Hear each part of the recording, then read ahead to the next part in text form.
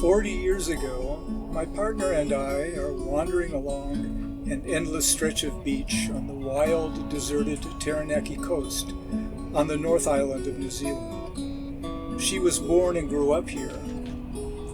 Heading north, we are flanked on the left by the tortured South Tasman Sea. A deep ground swell, borne on the relentless train of low-pressure cells from the Antarctic, lays the foundation for the howling, furious sea surface of wind, waves, and spume.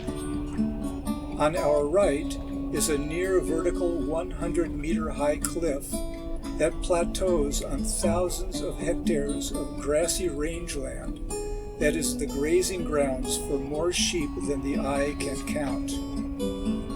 As we wander along the finely grained black sand beach, whose blackness belies its high iron content, not surprisingly, up the coast from here, beach sand is sluiced and pumped directly by pipeline to massive ships that steam their vital cargo to steel-hungry Japan.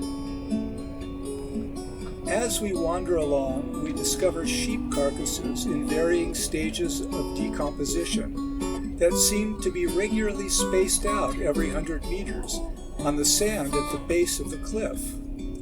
There is no fence along the ridgeline.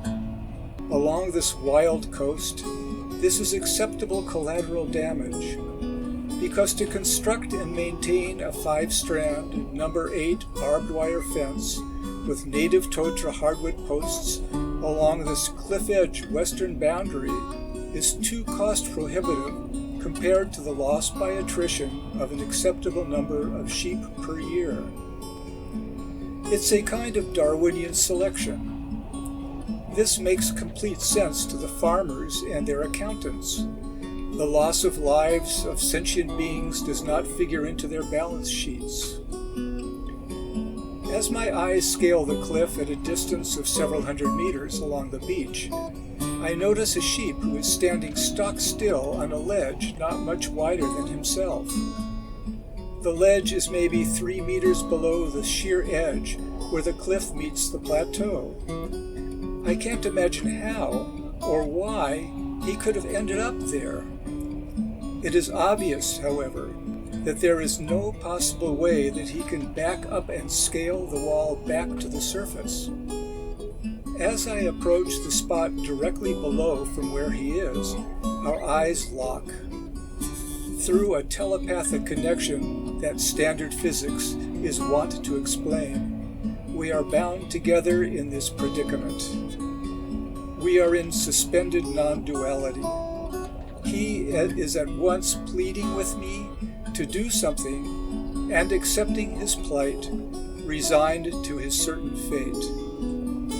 My sense of empathy is overwhelming. I can do nothing other than, in the most cliché of New Age ways, share his agony and be present with him. I don't know how long our consciousness is fused.